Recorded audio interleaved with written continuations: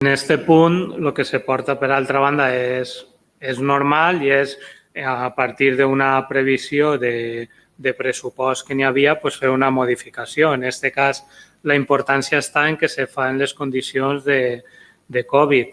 A nosaltres, des de Compromís, principalment ens sap molt greu que una de les partides que es dona de baixa és per a l'adaptació i adequació de vivendes municipals.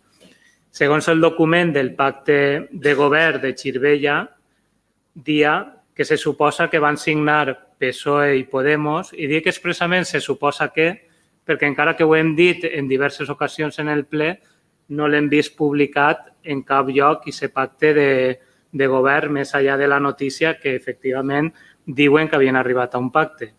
Segons l'últim esborrany al que Compromís va tindre accés, feia referència als habitatges socials de la següent forma.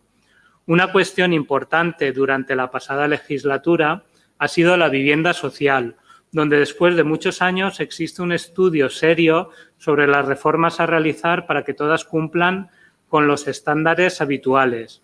Los grupos firmantes del presente pacto, se supone que el pacto es entre el PSOE y Podemos, se marcan como objetivo a realizar durante la legislatura la adecuación de todas las viviendas sociales de propiedad municipal ubicadas en Xirivella y para ello establecen un 12% del presupuesto anual de inversiones generadas con recursos propios y una parte de las inversiones extraordinarias, IFS, Diputació o altres ajudes, o remanentes de tesorería positivos que se puedan utilizar para estas cuestiones, a los que se sumarán los procedentes de enajenaciones. Enajenaciones, aquells pisos que té propietat l'Ajuntament en altres municipis que formalment no hauria de poder estar gestionant, que aconseguís vendre, subhastar, en alguns casos no estan ni habitats.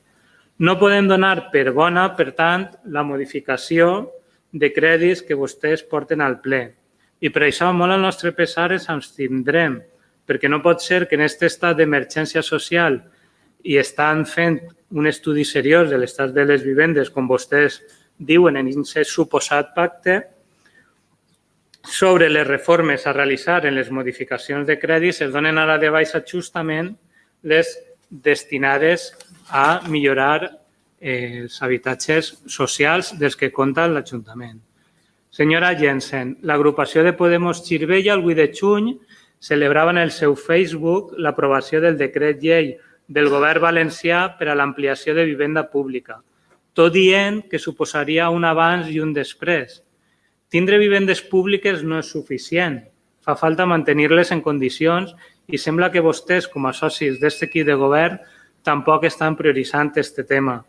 Li recordo el que dia en el seu Facebook. Queremos que nuestros municipios puedan tener su propio parque público. Con esto pretendemos asegurar una gestión más eficiente y de proximidad de las viviendas públicas. Impulsemos la acción conjunta y coordinada entre municipios y Generalitat. Xirivella ja té aquest pacte, ja té aquest parc de vivenda social. Demostren que, efectivament, en el dia a dia volen solucionar els problemes que n'hi ha. Moltes gràcies. Muchas gracias. ¿Alguna intervención más? Sí, jo en la meva intervenció anterior he recordat el seu suposat pacte, recorde que encara no està publicat, i reconec que quan escriuen això realment tenen voluntat i quan nosaltres sí que ens ho creguem, el que volem és forçar que efectivament facin un tema relacionat amb la millora de les vivendes. A més, una altra cosa, la vivenda va ser una inversió en vivenda, va ser una inversió d'emergència social, perquè encara no ha arribat l'efecte del post-Covid de la gent que s'està quedant sense treball, de la gent que s'ha quedat sense treball i sense subsidis, i això tindrà una qüestió correlacionada. En la legislatura passada defengueren que s'arreglaren els pisos, i no és una cosa que el senyor Barberà s'empenyara quan era alcalde de fer-ho, és que vivendes socials Xirivella en té moltes en relació a altres per la història, per barris conflictius que es van desmuntar i tal, però mai s'ha pogut o s'ha prioritzat el que se mantingueren en condicions. I és una incongruència, per exemple, Podem, que aplaudisca que se fiquen vivendes socials, però després no força que se prioritzi. Jo li dic, crec que estem més propers ideològicament de Podem que no del PSPB-PSOE, no sé, però gastem-nos, som oposició, però podríem ser aliats, gastem-nos per a forçar aquestes coses que diu que es creu i que es puga avançar. I res més, vull dir, anem fent coses, anem millorant, però ja ha passat un any i l'objectiu que apareix en l'esborrany està difícil de complir perquè els plaços sabem que són complicats i després n'hi ha que fer els projectes i n'hi ha que fer-los públics i licitacions i tota la pesca. Moltes gràcies. Sí, en este punt volia justificar el vot a favor de Compromís, tant en este punt com en el primer punt que hem votat relatiu a qüestions de personal. En la mesa de negociació en la que se senten els sindicats i el govern són dos punts que van comptar amb el suport unànim, per tant, i també li contesta al senyor Ortí que alguna vegada ha dit que li ho votava tot a favor al PSOE, segurament si repassa les votacions en la seva legislatura pot ser que Compromís fora el que més coses votara a favor del Partit Popular, perquè n'hi havia coses d'aquest tipus que si n'hi ha consens entre sindicats, per exemple, i equip de govern, i a priori és una qüestió, si ho ha fet un treball extra, doncs se li ha de pagar. Si n'hi ha un error per lo que siga en la definició d'aquest treball, s'acorda modificar-lo, doncs s'ha de modificar, doncs tampoc tinguérem problema en aquella legislatura de votar aquestes coses a favor, inclús altres. I, bueno, era un poc donar la justificació del vot de Compromís en aquest punt i en un dels primers que feia referència a qüestions de personal. Muchas gracias, Agustín. Sí, jo crec que és un punt per a felicitar, per una part, el treball que s'ha fet des del govern del Botànic, en el que està Compromís liderant aquesta conselleria d'Educació de la mà de Vicent Marsà i em consta que hi ha un treball molt ben coordinat amb Miquel Soler, segurament una de les conselleries que allò del mestissatge o la mescla de partits està funcionant millor. El programa Edificant, finalment, pareix que avança i és un avanç important. Ja n'hi ha uns diners, ja n'hi ha un projecte, són quasi 7 milions d'euros el que costa fer aquesta escola. Va ser un projecte accidentat en la concepció i se va poder resoldre amb aquesta participació ciutadana que va salvar que la intervenció no afectarà la plaça Sant Joan. També és cert que la conselleria en un moment aquest projecte considerava que no era viable d'altra forma i potser, encara que el projecte ja està en marxa i la solució és la que és, potser també seria el moment per a reclamar-li al MOPU que cedirà els espais que n'hi ha ahí, que no té sentit que un aparcament de cotxes, d'obres i carreteres estigui allí al centre quan se podria utilitzar en altres espais municipals. Crec que podem donar-nos l'enhorabona que aquest projecte tiri endavant. És molta feina, ha sigut molta feina en el Departament d'Urbanisme, però si col·laboren totes les institucions, el resultat repercutirà en l'educació de Xirivella. Moltes gràcies. La intervenció en aquest punt serà molt curteta. Evidentment, tenim la sort que en Espanya està reconeguts els drets legalment. En aquest cas, el País Valencià va ser innovador en la implementació de diferents lleis, però falta continuar avançant cap a aquesta igualtat real, no? Perquè encara tenim casos de LGTB-fòbia que, lluny de desaparèixer, continua manifestant-se. Inclús recentment n'hi hagué un cas especialment cridaner que els que executaven o lluitaven contra aquesta llibertat era justament un cos policial d'un municipi valencià. Per tant, això demostra que continua sent necessari aquestes reivindicacions i continuar treballant per aquesta igualtat real. I la pregunta que planteja el senyor Lozoya realment és un debat molt intens. Jo vaig seguint-lo uns quants mesos i no és una cosa que se puga resoldre immediatament, però nosaltres entenem des de Compromís que si el que prima és el reconeixement i lluitar contra aquesta LGTBI-fòbia i treballar per aquesta igualtat efectiva que, per altra banda, legalment tenim la sort que en Espanya sí que està reconeguda. Sí, jo volia intervindre. En el meu cas, jo m'he despatxat del despatx extraordinari ara en el ple perquè no havia estat pendent del correu. És cert que és un projecte conegut, que s'ha debatut moltes vegades així, i l'únic li proposaria a Jensen que tenen una obsessió... Janssen, disculpa. Que tenen una obsessió en el regidor de mobilitat de la ciutat de València que bueno, si en comptes de parlar del sort social fica carril bici de l'avinguda del CID, igual pot entendre que un projecte en el que un regidor i una corporació com la ciutat de València s'han compromès, que ha estat també accidentat i ha anat tardant. Evidentment, jo ho dic també per algunes discussions que han hagut en el seu Facebook entre simpatitzants de Compromís i potser de Podem. Jo m'alegre molt que aquest projecte finalment dona un pas i apareix definitiu en tota la problemàtica de tuberies, passos d'aigües, proteccions d'horta. Crec que és un projecte xulo per a Xirivella. Connecta un institut que sempre ha estat en una postura molt rara enmig d'un polígon i segurament farà una zona molt més amable i, per tant, endavant i creuem els dits i a veure si a final d'any podem ja veure ahir un avanç molt important o inclús que estigui acabat el projecte. Sí, la primera pregunta va sobre administració electrònica i gestió d'expedients. Crec que en l'últim ple la senyora Ferrandis i jo no se vam entendre molt bé o vam interpretar coses diferents. En concret, volia preguntar 3 preguntes concretes. Si s'ha incorporat algun tràmit més a l'oficina virtual en aquesta legislatura a banda del certificat d'empadronament. El certificat d'empadronament ja feia anys que estava, però per un canvi normatiu hagué d'adaptar-se i va desaparèixer i s'ha tornat a incorporar.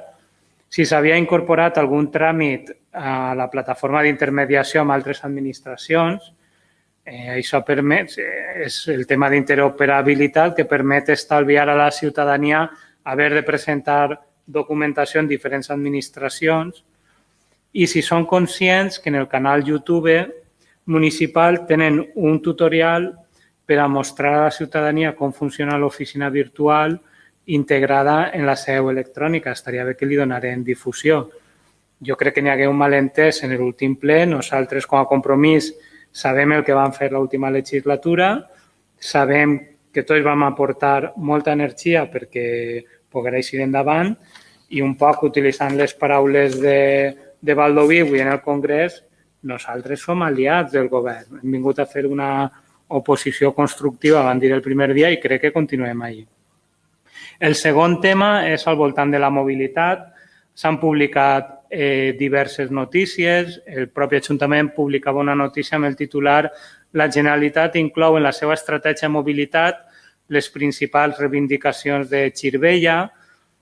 Això és cert, l'estratègia de mobilitat és una ferramenta molt útil, amb propostes necessàries. També està molt bé això de l'estratègia estatal per la bicicleta que ha anunciat el ministre Ábalos, de la qual la senyora Janssen, en el seu mur de Facebook, el 4 de juny, deia «No és més que un titular, però viniendo de quien viene, pues tampoc sembla que li doni molt de crèdit al senyor Ábalos». En qualsevol cas, el problema continua sent, en el cas de Xirivella amb el Ministeri, que continua en marxa, entenem, la remodelació de la B30, que continuen havent faltes d'inversions en la C3 i la C4 i de 2015 a 2019 les línies amb més cancel·lacions han sigut la C3 i la C4. Parlar de la C4 de cancel·lació seria una burla perquè realment amb el 90% dels trajectes de trens cancel·lats estaríem parlant d'una desmantelació directament. I en el cas de la C4 s'han cancel·lat més del 5% dels trens, sent la línia de l'àrea metropolitana de València o del nucli ferroviari de València amb més cancel·lacions. També està molt bé l'estratègia estatal per la bicicleta que ha anunciat novament el ministre Ábalos, però, clar, un dels punts és fomentar la intermodalitat del tren i la bicicleta, però si no n'hi ha trens, no n'hi ha intermodalitat que valga. Després, recentment, la Federació Valenciana de Municipis i Províncies, dins de tot això d'adaptar-se al post-Covid, ha creat la Comissió de Mobilitat Post-Covid.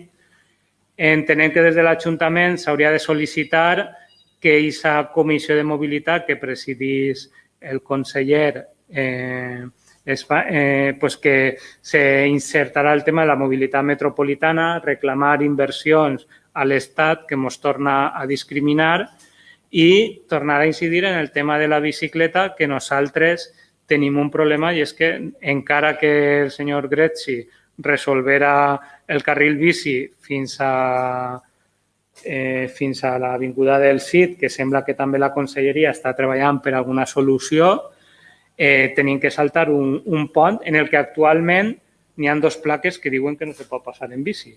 Entonces, què pensa fer el govern de Xirivella? Jo li demanaria al senyor alcalde que anara llevant-li la pols al trener dels seus fills, i encara el té en sa casa, perquè en setembre fa 5 anys de la declaració de Xirivella i realment el tren ha empitjorat. I ja tenia 2 punts més. L'altre fa referència a les aigües de l'Horta. La senyora Jansen publicava una notícia dient que havia fet una proposta per a nous estatuts que intentava consensuar. Té el meu correu electrònic, té el correu electrònic del grup municipal de Xirivella, té el meu número de WhatsApp, enviem-la, no l'envie primer a la premsa, si fa el favor. I després dir-li, igual que li he dit un poc en el tema de les vivendes socials, nosaltres estem més propers que puguem estar amb el PSOE i el problema que hi ha en Aigües de l'Horta és que el senyor Almenar, que és el president, entenem que vol assegurar que continuï la contracta 10 anys més i en 2021 tenim una possibilitat de forçar algun canvi o no, perquè se dissol l'empresa o se podria dissoldre l'empresa que dona servici a tots els pobles del Consorci d'Aigües de l'Horta. Potser hauríem d'apretar al senyor Almenar perquè prepararà una licitació en regla per a que n'hi haguera un concurs públic mentre no dominem nosaltres el consorci i optem per un model públic en les diferents possibilitats de gestió de l'aigua, com per a que al mínim n'hi hagi major qualitat per a aquesta competència oberta i lliure de diferents empreses que puguen donar el servei d'aigua. Tornant a l'últim tema ja, té 2 preguntes al voltant de personal. Un està relacionat a com se va donar l'atenció en escoles durant l'època de matriculació, donada una manca de conserges, com s'està encarant això des d'educació personal. I després, abans, la senyora Ferrandis deia que anaven a pagar o anaven a intentar fer tot el magatzem este any. Jo reconec que això és un esforç important, però m'ho ven com un favor a compromís i igual és un favor amb el personal que té la brigada d'obres que fa molts anys que està pendent d'una reestructuració, que és un tema que s'ha anat allargant i en algun moment haurem de... Va passar que van a tindre magatzem nou, que segons me diuen l'alcalde del Vent, com que és un nou amàs d'instal·lacions i tal, hem demanat el projecte per poder veure què s'està sol·licitant en aquest plec de condicions per a dissenyar el projecte i a veure si anem a tindre el magatzem abans de tindre la brigada en condicions per a poder treballar. Moltes gràcies.